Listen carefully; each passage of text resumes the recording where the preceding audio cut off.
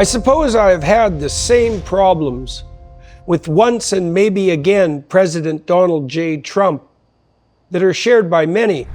It wasn't obvious to me at all that his first shot at the leadership of the world's most powerful country was anything other than a brilliant and unorthodox marketing scheme,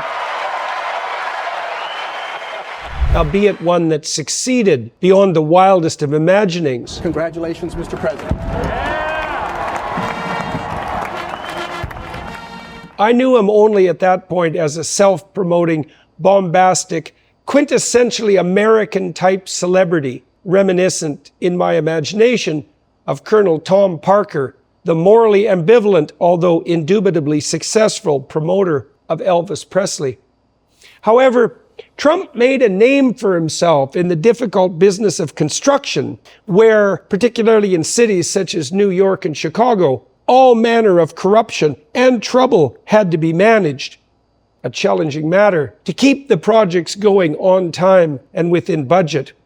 Anyone who's ever undertaken a renovation of any magnitude knows how badly such things can spiral out of control without diligent devotion of time and attention.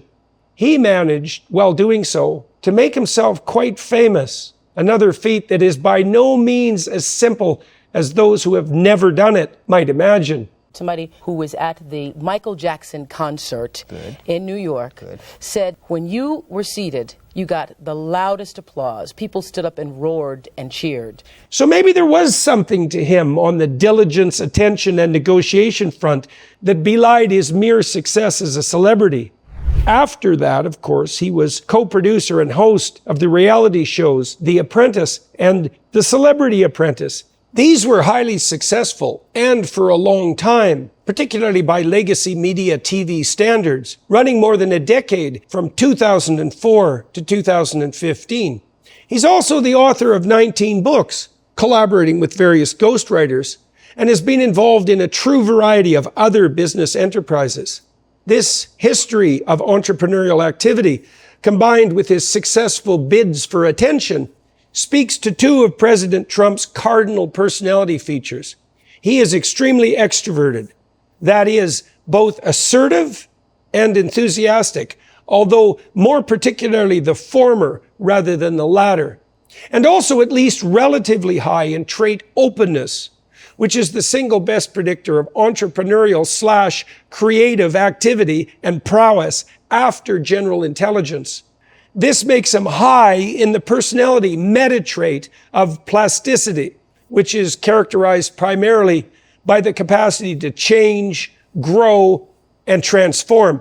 Something quite evident in the case of Trump, who is a very dynamic individual indeed, particularly given his age. Many people have been set in concrete with regard to their essential being by the time they're 30, not Trump. He reinvents himself constantly and with a high degree of continual success. That can happen by chance once, perhaps twice, but if it is sustained across many decades, there is something substantive and real at work. I also followed the Donald with great amusement on Twitter during his presidential run and afterward, when he was in office, before he was turfed so scandalously by the progressive good thinkers who infested the platform, and who must be commended on their arrogance, presumption, and sheer gall. The man has a devastating and underappreciated, at least by the legacy leaders of opinion, sense of humor, although it is also somewhat ruthless. I own a very comical book, The Collected Poems of Donald J. Trump, available for purchase at the Daily Wire website, by the way, which compiles his most memorable tweets and declarations from 2009 to 2019 into beautiful library edition hardback form. It is a ridiculously funny tome. I believe that deeper consideration of this proclivity for the viciously funny is also useful in shedding more general light on Trump's admittedly complex personality. First, we should fairly note that dictatorial types, a category which his enemies insist he falls into, are generally not known for their sense of humor. People were imprisoned in the Stalinist Soviet Union for being the first to stop applauding after a speech by the great leader. Criticism was absolutely out of the question, and certainly not forthcoming from the top. I've also never encountered a compendium of the witty and amusing things said by Adolf Hitler or Fidel Castro or Chairman Mao. Trump does have a surprisingly thin skin in some settings, but he can take a joke as well as tell one. He was roasted on Comedy Central in 2011, bandied back and forth self-deprecatingly several times with David Letterman. He even made a joke about getting wood during his presidential debate with Joe Biden. And you know, we knock on wood wherever we may have wood, that I'm in very good health. I just won. I don't think he could help himself. And I truly like that. He's rough in his jokes, but no more, say, than Bill Burr. You can't hit women. You can't. You honestly cannot. You ever see how they fall? They fall like toddlers, you know? And is it not the case that a certain degree of harshness is necessary for serious comedy? Understanding and appreciating this helps us in comprehending one of Trump's more remarkable features, his serious attractiveness to the working class. This is something particularly made evident in his ability to easily banter with soldiers and policemen, a rare trait among politicians, often made nervous by the necessity of interacting with real people with dangerous and difficult jobs. Let us not forget, as well, that the humor characteristic of working class men and women also tends toward the rough. More deeply, this capacity to relate, the variability that is so often derided as an appeal to a hypothetically dangerous populism, speaks to me of the paradoxical presence in Trump's character of a substantive degree of agreeableness, the personality trait most associated with empathy for other people, and one that seriously mitigates against the more pathological elements of the narcissism that can be associated with extreme extroversion. How can this be, given his rough and sometimes even bullying humor? Well, agreeableness subdivides into the aspects of politeness and compassion. Although they tend to co-vary, else would not unite to produce the trait, people can somewhat rarely be high in one and low in the other. This makes them somewhat harder persons to understand, but is something that is nonetheless possible. I believe that Donald J. is one of those people. He is certainly not polite. He knows how to behave, so is not merely unsocialized or accidentally gauche, but he frequently chooses not to. This is part of what makes him so funny. The aforementioned Bill Burr is not polite. Louis C.K. is not polite. Tony Hinchcliffe of current Kill Tony fame is not polite. Many comical people will say anything that comes into their mind, no matter what, if it is either true or funny or optimally both. Trump definitely falls into this camp. It's just awfully good that someone with the temperament of Donald Trump is not in charge of the law in our country.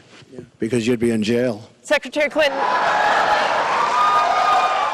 It is clear from the personality and psychopathology literature that people tilt towards narcissism when they are extroverted and disagreeable.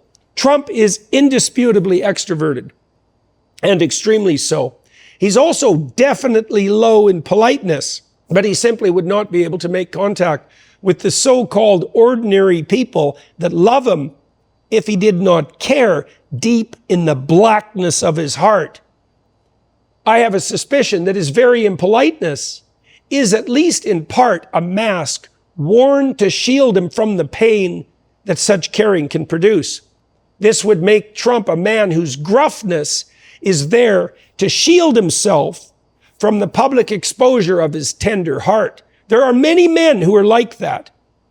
Now, I don't know Trump, except from a distance, but I know many people who do. All of them have spoken to me of his hospitable nature in private and of his proclivity to go out of his way for the people around him. This group of witnesses to his character includes people who are seriously not aligned with them politically, by the way. It is also by no means obvious that Trump kisses up and kicks down. That tendency is a very damning sign indeed, particularly in someone who has genuine power and is simply not reported of Trump.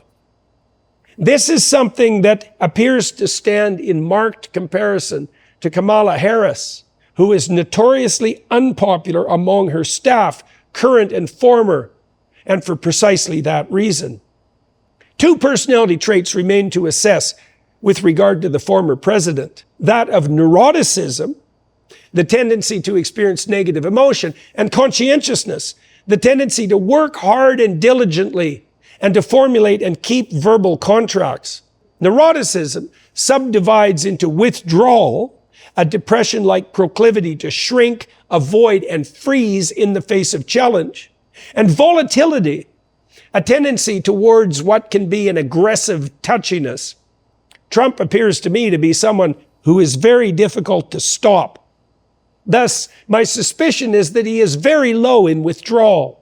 What may perhaps add to the paradox of his personality, however, is a higher level of volatility. People can and do get under his skin, as Kamala Harris did so effectively in her debate with him. In Minnesota, she went out. Wait a minute, I'm talking now. If you don't mind, please. Does that sound familiar? She went out. He gets reactive, but he won't quit. And he can handle high levels of pressure on a continual basis. His spontaneous response to being nearly assassinated provided clear and stellar evidence of that. What about conscientiousness? Well, Trump famously does not drink or use recreational drugs. So he prioritizes his sobriety and alertness over the transient pleasures of substance use. I can honestly say I never had a beer in my life, okay? Right. It's one of my only good traits. I don't drink. I also cannot see how he could juggle all the activities that he has been involved in, even the ghostwriting aided production of 19 books, not a trivial accomplishment, to say the least of all his other businesses and projects, without a true work ethic. He's up at 5:30 a.m., a sign of the so-called morningness, the preference for early rather than late hours, which is associated temperamentally with both agreeableness and conscientiousness. Night owls tend as well to be more neurotic and to display more symptoms of personality disorder. Trump seems to be active and working, as well as gathering information about the state of things from TV, until about midnight each day. That's a long day of movement. He has a reputation for being a veritable whirlwind of activity in general, a description I find credible given his strenuous campaign schedule, high openness and extroversion, and early morning preference, all despite his relatively advanced age. On the openness side, I suspect Trump is more interested in ideas than aesthetics. That is two aspects into which openness differentiates. He's not an intellectual, nor an artist, so I wouldn't place him in the upper echelons of the distribution of this trait. But no one average or below devotes any attention, for example, to writing books. And the number of books the typical person has written is 0. The diversity of his career is another testament to his trait openness. Trump is clearly a serial entrepreneur type. And he's also very interested in the entertainment world. For better or worse, that gives him commonality with those who inhabit the world of the arts, and is part of what makes him a very strange Republican indeed. So why does Trump set so many people on edge? To recapitulate, he is exceptionally extroverted, particularly with regard to the aspect of assertiveness. He's also low in politeness. Now that combination has some overlap with narcissism, not surprising in a figure who has been in the spotlight and strived to be for so many years. However, he is genuinely compassionate, really quite surprisingly so, and appears on the basis of his behavior to be relatively or perhaps even markedly conscientious. The presence of those aspects and traits mitigates against what could otherwise be the dangers associated with narcissism. We might also spend some time in regard to Trump's personality, considering his family and the evidence for the Donald's fundamental reliability and perhaps even goodness that its high level of function indicates. The Trump children are a remarkably scandal-free and stable bunch, certainly by the standards set by, say, Hunter Biden. Barron seems to genuinely admire his father. Donald Jr. has many of the same personality traits of his father, for better or worse, but he has also remained free of the taint of narcissistic privilege and power. Jared Kushner married into the family, but has certainly done it credit, not least on the Abraham Accord front. Trump's beautiful and elegant wife, Melania, keeps her own counsel and is admirable in so doing. She does not appear to think that she could or should run the country merely because she's married to the man who does, in marked contrast, say, to Hillary Clinton.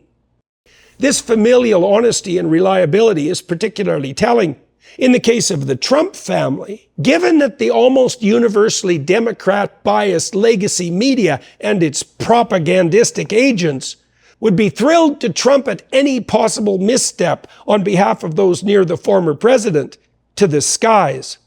Where there is smoke, there is fire, or so goes the cliche. This is sometimes, but not always, true. The converse may be something more reliable. Where there is absolutely no smoke, even though many hawk-eyed observers are not only watching, but wishing for it to appear, there is perhaps truly no fire. Zero scandal within the Trump family is reminiscent, for me, of the zero wars of the Trump presidency. It's something easy to take for granted, given its too easily invisible non-existence, as it's hard to be grateful for a problem you just don't have. But it is a relief, and another indication that the bombastic Donald J. has at least properly ruled his own roost. This is also no easy matter, as we have seen in the appalling family scandals of the Biden White House, and is another fact mitigating against the claim that President Trump is a danger on the temperamental front. We should address one other relevant clinical personality issue following our analysis of personality, not least through family. Consider, before we do so, that there exist two primary influences on behavior: personality and the habit it constitutes, and the specifics of the situation in question. It turns out that knowledge of the former, personality, is clearly less useful than knowledge of the second, situation or context, when it comes to the specific and demanding task of predicting someone's behavior, current or future. Why? Not least because psychologically healthy persons are flexible, adapting themselves to the specific demands of the current environment, despite their trait proclivities. Even extroverts are likely to be quiet, at least when they have been well socialized at a funeral. In fact, there is often something seriously wrong with those who lack such situational flexibility, although strength of character with regard to honesty constitutes a marked exception. The psychopathologies known as personality disorders, which constitute a very serious source of suffering and social conflict, are in fact precisely what emerge when someone is too rigid to change with the social demands of the moment. This all means that it is most useful to gather evidence about how someone has acted in the past in a given situation, if the goal is prediction of their behavior when placed in that situation once again in the future. We have that evidence already at hand in the case of Trump. This means that we don't have to rely on our observations of his personality for predicting his behavior, even if they are well-founded, compelling, or even professional. The man has already been president, and for 4 years. What did we learn? First and foremost, the time during Trump's tenure was peaceful. particularly on the international front. The importance of that non-problem, really an accomplishment, can hardly be overstated. War in the nuclear age is infinitely dangerous. Had Trump been the dictator in waiting his foes so loudly and fearfully presume him to be, wouldn't some evidence of that have made itself manifest, say, on the battlefield? The typical narcissist, particularly the more malignant, sadistic, Machiavellian types, have absolutely no qualms about sacrificing others to their imperial ambitions.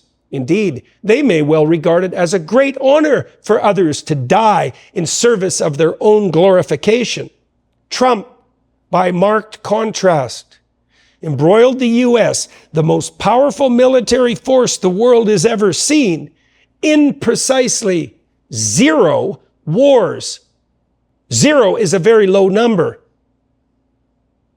Furthermore, he negotiated the Abraham Accords, the 9 miraculous peace agreements that have built around Israel a cohort of, if not exactly Arab allies, at least not outright enemies. In a just world, Trump and his previous team of diplomats should have been awarded the Nobel Peace Prize for this accomplishment, which was deemed impossible by the experts decade after decade of the State Department. It is of significant note, too, that these accords have held even after the events of October 7th, 2023, and all the work that has been done, mostly by the truly pathological actors of the Islamic Republic, to set the Muslim and indeed the broader world yet again against the Jews. Let us reiterate in relation to our analysis. We understand his personality, arguably, and may even have some remaining qualms about it. However, Donald J. Trump has already been president, and his tenure was marked by an absolute lack of cataclysmic occurrences. We can therefore reliably rest assured on that front. It might also be noted here that his impolite assertiveness and proclivity not to withdraw in fear or dismay might be a real strength when dealing with dictators, particularly in combination with his openness, which makes him able to think outside the box and to bring to the negotiating table the advantage of unpredictability. Furthermore, Trump's time as president was also marked by a not inconsiderable domestic economic record, with the arguably marked exception of debt accumulation. At least decent economic performance and peace. The fact of these twin facts has put many of the various concerns I once had about Trump's personality to rest, as has my now more sophisticated appreciation for his particularized and unique combination of traits. The events that have surrounded him as of late have done even more in that regard. Why? Well, the Republican candidate has now attracted a truly remarkable, surprising, and stellar group of compatriots around him, all highly accomplished and formidable figures, each with their own marked eccentricities. This is also not something that is likely to occur when someone pathologically narcissistic is running the show. That group includes Elon Musk, Tony Stark, genius, billionaire, playboy, philanthropist, Robert F. Kennedy, charismatic, eccentric, and intimidating, Tulsi Gabbard, who is in truth everything that Kamala Harris plays at being, Vivek Ramaswamy, smart, self-promoting, creative, witty, articulate, young, entrepreneurial, and fast on his feet, as well as JD Vance, the hillbilly, who pulled himself out of the Appalachians by his bootstraps, and who would, in sane times, be a veritable poster boy for the hypothetically support the poor and working class left. I have been joking to myself and some others in my circle that the X-Men have now arrived, in reality, to rescue the Republic. This is a transformation that has not yet been fully noted, even by the Trump campaign itself, despite its truly and surreally revolutionary nature. First and foremost among these new supporters and colleagues of the former president is Elon Musk. He truly is, and so comically, an X-man, as is starkly evidenced by the new name of the controversial social media platform he now owns and was once known as Twitter. He has been struggling to build X, the everything platform, for decades with that particular moniker in his mind the whole time. The X-Men, like the Avengers, was a group of misfit mutants who came together to save the normies from the various monsters of the world. It is frequently the case that life imitates art, and there were perhaps real reasons stirring in the collective unconscious of the West, inclining us to look toward the eccentric and supernormal for our salvation. Fiction meets reality in the strangest of ways. In any case, Trump is now playing Charles Xavier to a strange group of mutants, or if the similar metaphor of the Avengers is more attractive conceptually, Captain America to the gods and superheroes. Let us assess this group of remarkable people psychologically, one by one.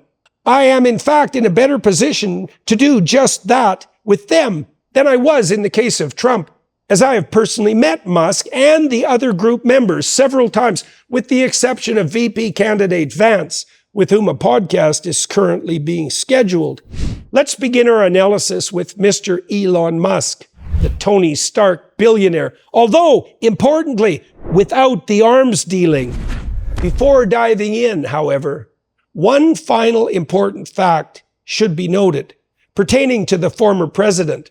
The Donald is evidently willing to share the spotlight with Musk and, apparently, to listen to what the eccentric but stunningly capable and clearly genius-level intellect former South African has to say.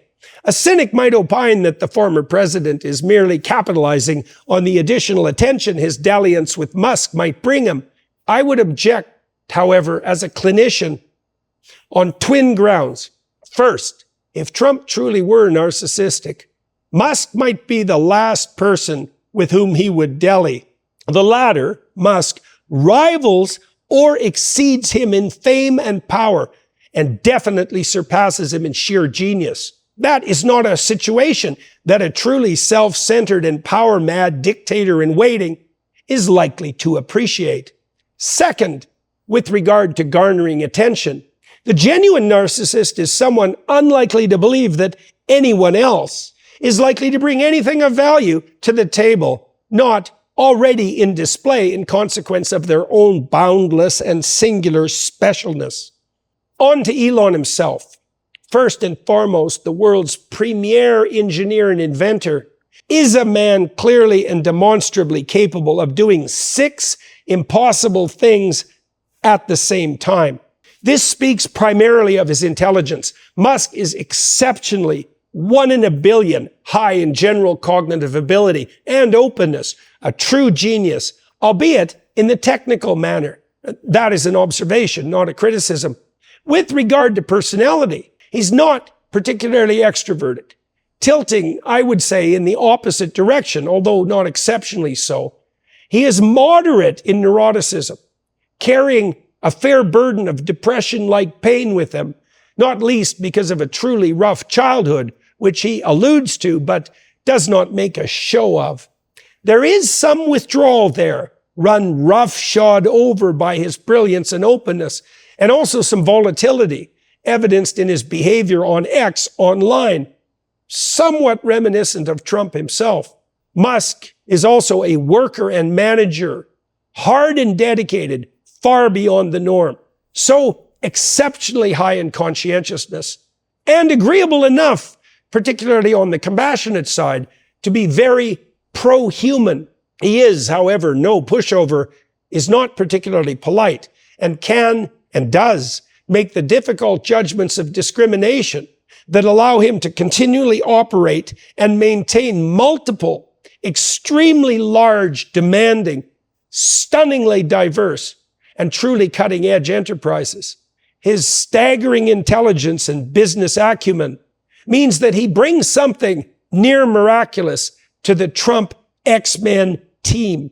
I would vote for Trump as president if I could vote, and I can't because I'm Canadian, and forgive me for that. Just because Musk has agreed to play a role in any new administration that Trump might bring about. He has even wittily proposed to head up a new Department of Governmental Efficiency, a phrase whose initials, DOGE, indicate the willingness in an inside joke manner to do only good every day, as well as signifying a bemused but knowing dog whose image has become a widespread meme. It has been my diligent and hopeful observation that Musk is a good man, or at least a terrible, complicated man, trying very hard to be good, which is all we could truly hope if we were the least bit realistic about human nature and our own prospects. Could Musk do to the American deep state what he did for Twitter? Could he prune and cut so the republic could revitalize? Stranger things have happened in the course of human history. Javier Milei is trying something similarly demanding in Argentina. And the US of A has a remarkable capacity to reinvent itself. Someone like Musk playing a key role in the governance of the greatest show on earth is a once-in-a-lifetime opportunity. That's an adventure by anyone's standards. I have met with the next member of this group in question, Mr. Robert F. Kennedy, 5 times, speaking with and listening to him at some length each time. He has the near manic energy and loquaciousness of those with exceptional verbal intelligence and the intensely focused concentration that pushes people who have that proclivity beyond even their own limits in pursuit of a goal. He's dreadfully well informed, a veritable master of historical minutiae in a manner nonetheless relevant to today's concerns. He is also someone who, like Trump and Musk, can and does draw the overall picture accurately, and even in a somewhat prophetic manner.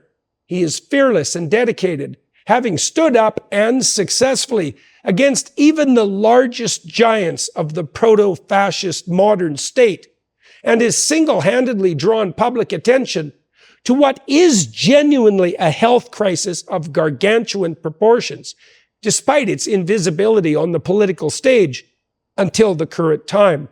He's also someone once bitten, twice shy, a seriously wounded apostate, again, like Trump and Musk, as well as Tulsi Gabbard, from his own original favored party, the Democrats.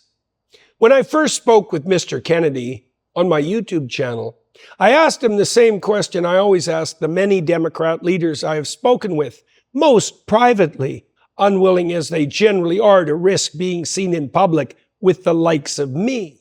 The question, when do you think the left goes too far? His answer to that, in interview 1, at the very beginning of his presidential march? I'm trying to run a campaign that brings people together rather than a campaign that tries, that is based upon, that kind of tribalism of condemning people for ideologies that I don't necessarily agree with. I had my doubts about the suitability of that answer in the long run, having experienced precisely what happens when the left goes too far in my own private and personal life. Nonetheless, on that occasion, I let the question lie.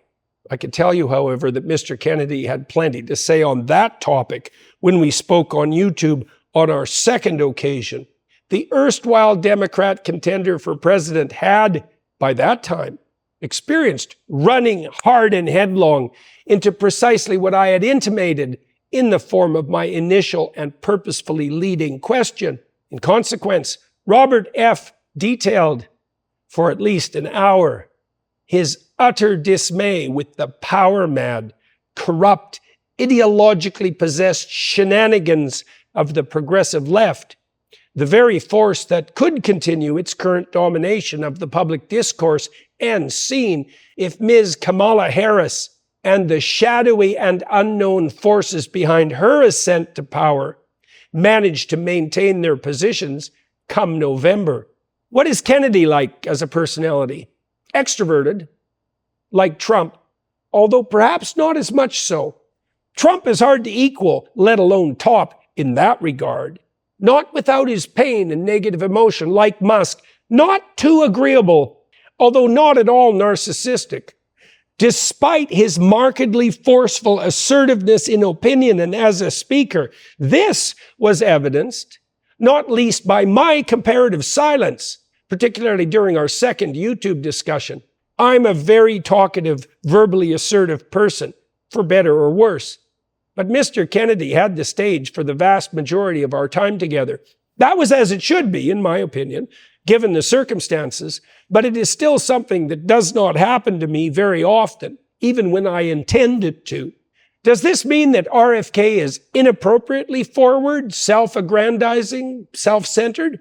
Not in my experience. One anecdote quite tellingly reveals why.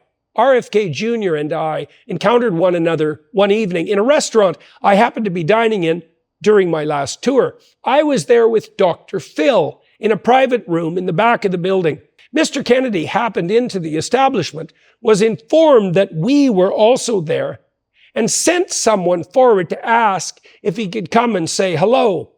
The fact that he so politely sought permission, since no offense would have been taken had he not, was something I noted, as was his somewhat near apologetic entrance, asking the two of us very graciously to forgive the intrusion. An intrusion it was not, as we were happy to see him and pleased that he dropped in. He could have just taken that for granted, and even justly so. But he didn't. A trivial happening, you might object. But I think not. Instead of presuming, he displayed all the social niceties that might be hoped for, and more. I saw evidence of the same proclivity every time I met him. It's not all about RFK Jr., and that is a good thing to see, given the fame and family reputation that has been part and parcel of his life ever since day one. This is not to say that Kennedy, like Trump and Musk, is without his eccentricities. But as the German philosopher Friedrich Nietzsche once so perspicaciously noted, great men are seldom credited with their stupidities. RFK Jr. is a singular person, with everything that entails on the positive and negative side. He has a somewhat conspiratorial mindset, which, given the means of demise of his uncle and father, is eminently understandable.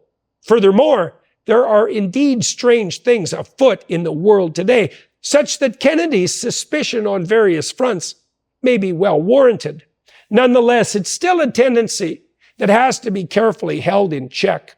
Better to assume incompetence than malevolence, for example, and adept pattern recognizers, of which Kennedy, like Trump, is certainly one, can be plagued by false positives, the tendency to see something that is in fact not there.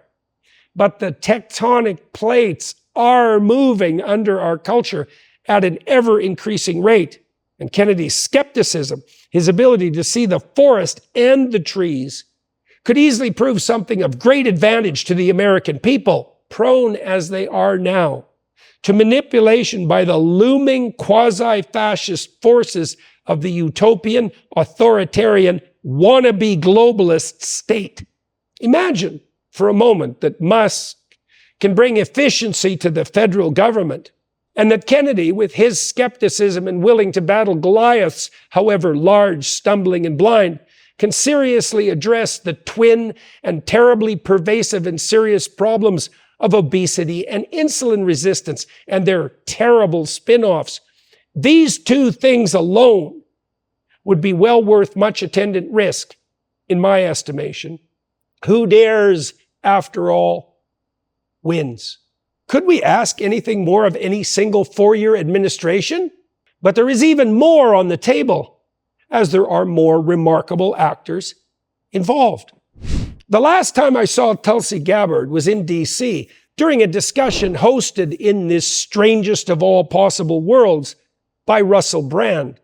I had spoken with her at length, as in the case of Kennedy, on my podcast, although only once. What is Lieutenant Colonel Gabbard like on the personality side? Moderately extroverted, higher in assertiveness than enthusiasm. She is no giggling girl, perhaps her military experience mitigated against taking that sometimes charming, but often too easy route. Markedly low in neuroticism, as befits a woman who pursued a true military career. Agreeableness? Ms. Gabbard cares genuinely about those she served and continues to serve, although I would say she does so in the temperamentally conservative manner that is part patriotism and part respect for the intrinsic dignity and worth of every person, rather than in the oft-cloying, false, and morally self-righteous manner that so often characterizes the so-called allies of the oppressed. On the side of the progressive left, she's also very smart, without the more showy brilliance of Ramaswamy, who we still have to discuss, down to earth in that intelligence, and is as conscientious as you would hope an ex-military member and influential political leader might be. Gabbard is the sort of woman who would make of someone a favorite aunt, a close confidant, a trusted friend.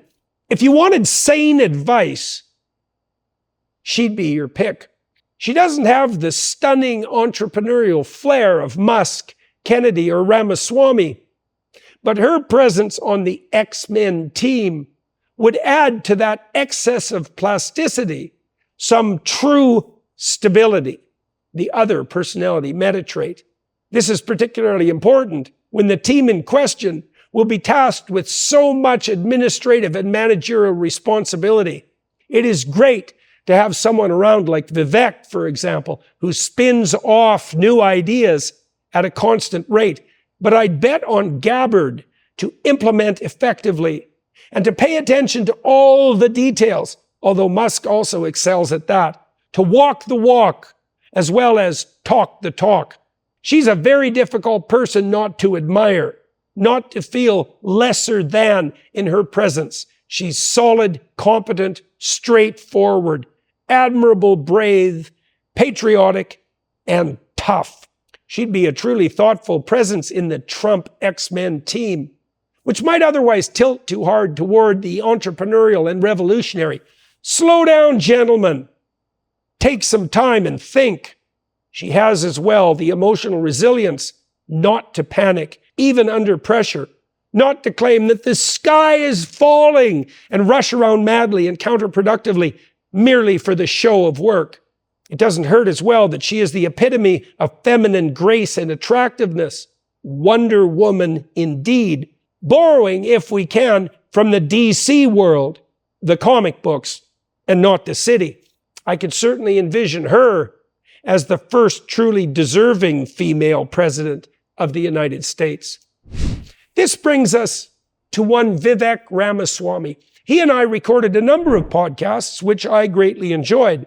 That started before he was running for office, when we discussed another notable accomplishment, the establishment of his Strive Asset Management Fund, designed to give investors an alternative to the mongers of ESG stakeholder capitalism, who are doing everything they can to sneak a particularly pernicious form of top-down, centrally planned socialism into the free market system, so they can pretend to be virtuous in a manner hypothetically unlike their greedy by implication peers. Not long after embarking on his daring campaign for president, Vivek began a habit of approximately quarterly appearances on my YouTube channel. That effort, despite its unlikelihood, given his unknown status as a political contender, unfolded very successfully, bringing both the candidate and his ideas to a wide public audience and proving his credibility as a young and rising alternative on the political scene. What can I say about Vivek's personality? He is extroverted, both on the assertive and enthusiastic side, characterized by more positive emotion overall than anyone else we have discussed. He's also very high in openness, both to ideas and, as far as I could tell, on the artistic, cultural side, although perhaps more the former than the latter. He shares those traits with Trump, Musk, and Kennedy, although less so, although she is still far above average in such regard, than Gabbard. He's more polite than Trump, certainly more measured in his speech, less rough and provocative, although also less witty, although certainly not dull. I would hazard a guess as well that he is less compassionate and people-centered than both Trump and Musk. Ramaswamy tends to stay in the realm of ideas and is clearly motivated on the political side primarily by intellectual curiosity, as well as the desire to see things done better. He appears low in neuroticism and is highly stress tolerant, as those are the same thing. Unlikely to withdraw, like Trump, less depressive than Musk or Kennedy, but also less volatile than Trump, quite stable temperamentally on the emotional side. That's a good feature in a crisis, as noted in the case of Gabbard. I suspect he is high in conscientiousness as well, particularly on the side of industriousness, which is half that trait, the other half being orderliness. Ramaswamy is very successful for a comparatively young man, and he has done that in consequence of his own efforts. This is not a fate that befalls people who fail to work dreadfully hard. Cautions with regard to Vivek? Mostly to do with his youth. Mr. Ramaswamy is accustomed to being the smartest person in the room and, perhaps, the most successful. This gives him a certain brashness. When I watched him in the first round of the Republican primaries, for example, he was the candidate who received the most positive responses from the audience, as well as the most negative. The same was true, arguably, of his compatriots on the stage. I thought he risked, in his provocative but undeniably interesting approach, some unnecessary enmity from those same people. And it is not clear to me that this was a good long-term strategy, given the high possibility of sharing a bed with at least some of them, metaphorically speaking, in the future. I would say that as his campaign progressed, he became more moderate and careful in his criticism of his fellow Republicans, but also more measured overall in his utterances. This is a sign of someone humble enough to learn despite his confidence, and that is a good thing. He is, above all, like Musk, Kennedy, and Gabbard, cognitively gifted, and that is also a good thing. Complex jobs require highly intelligent people to manage them. This is true of any job where the demands constantly shift, and governance at the highest level certainly qualifies. His intelligence showed most particularly in his ability to bring a genuine intellectual excitement to the Republican stage, in addition to accounting for his preternatural early business success.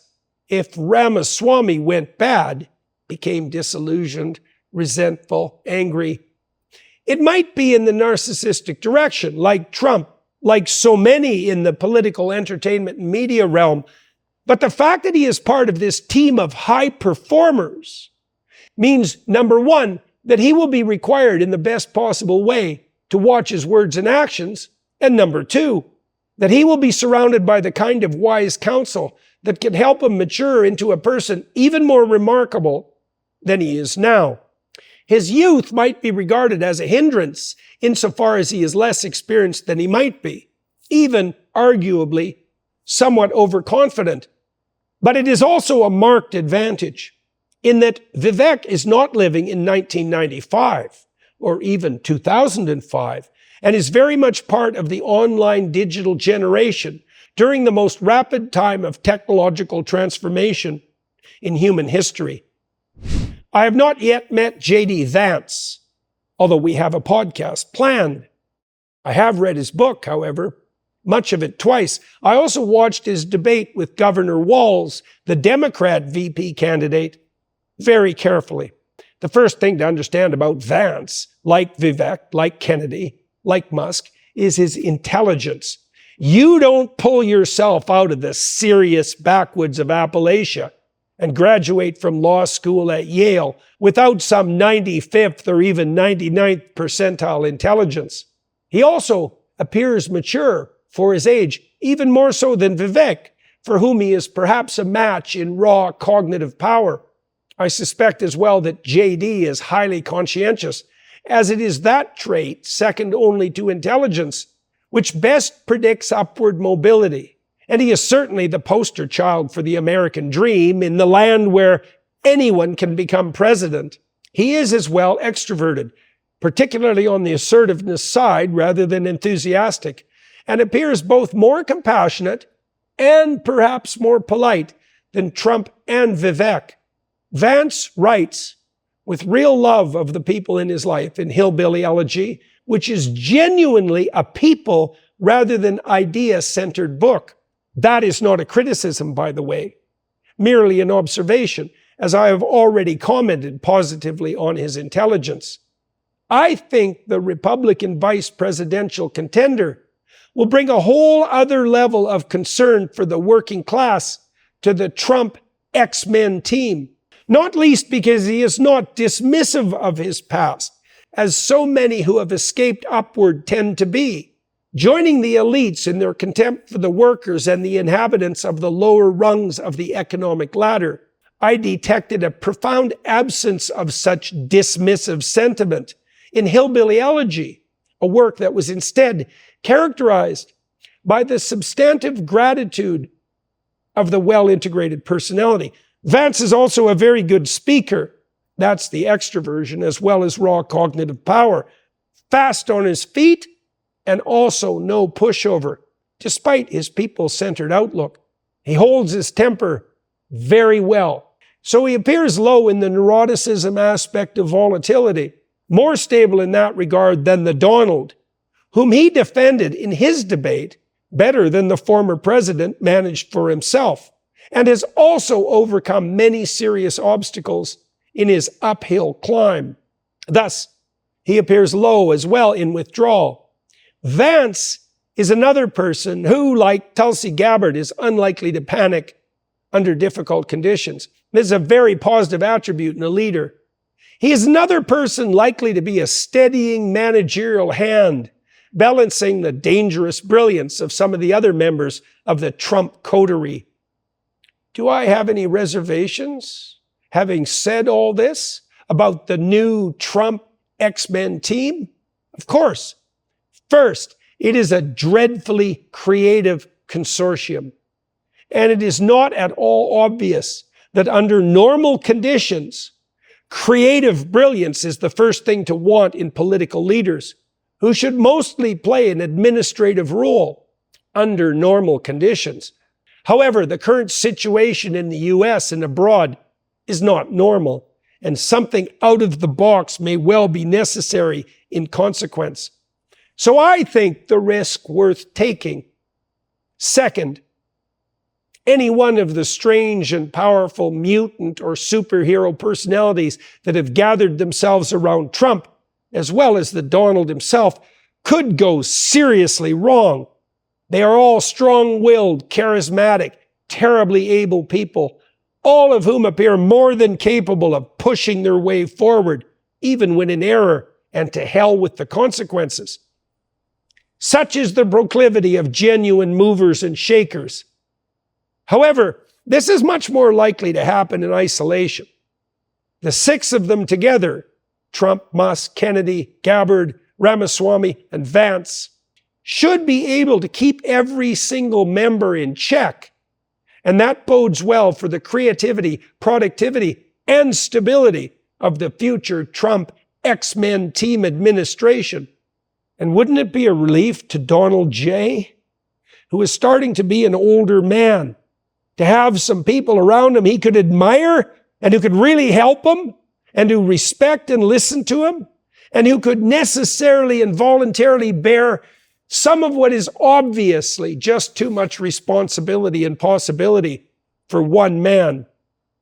Finally, and perhaps most importantly, wouldn't it be insanely interesting? Wouldn't it be, in a word, fun? Wouldn't all you daring and oh-so-cinema-obsessed theatrical Americans love to have the adventure that such a mutant group of strange personalities running the show would offer for the next 4 years or longer? Trump, Musk, Kennedy, Gabbard, Ramaswamy, Vance, That's a dream team by the standards of anyone looking for a wild and compelling show. God only knows what, with that same God's help, they could accomplish. Every single one of those people is remarkable in their own right. Every one a person whom it has been a privilege to watch, hear, and to some degree get to know. It is for such reasons, for what it is worth, that I hereby and wholeheartedly endorse the Trump X-Men team. I truly can't imagine anything more exciting and absurd than their ascendance. Any possible political event more preposterous and compelling. Any future I could look forward to with more on the edge of my seat excitement. That's a great and amazing opportunity. Remember this, however. Remarkable as they are, those DC-bound X-Men are going to need plenty of help. And all of you watching and listening should understand that failure looms unless you are there to do your part.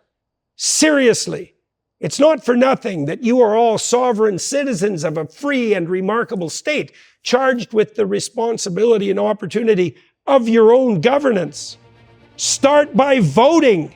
If all of you who are undecided just took up that initial light mantle of citizenship and headed to the booths, or all of you too cynical above it all and faux cool to bother, the whole world could change, and in a remarkable way. This is going to be a thin margin of victory or defeat, one way or another. Don't let what you hope for vanish in consequence of your inaction. Play your part in bringing the Trump X-Men team to DC, and let the cards fall where they may. What new possibilities might be revealed? What new opportunities might emerge? What vistas of productive peace be established if these 6 people took the reins? I want to be around just to see it. On with the show.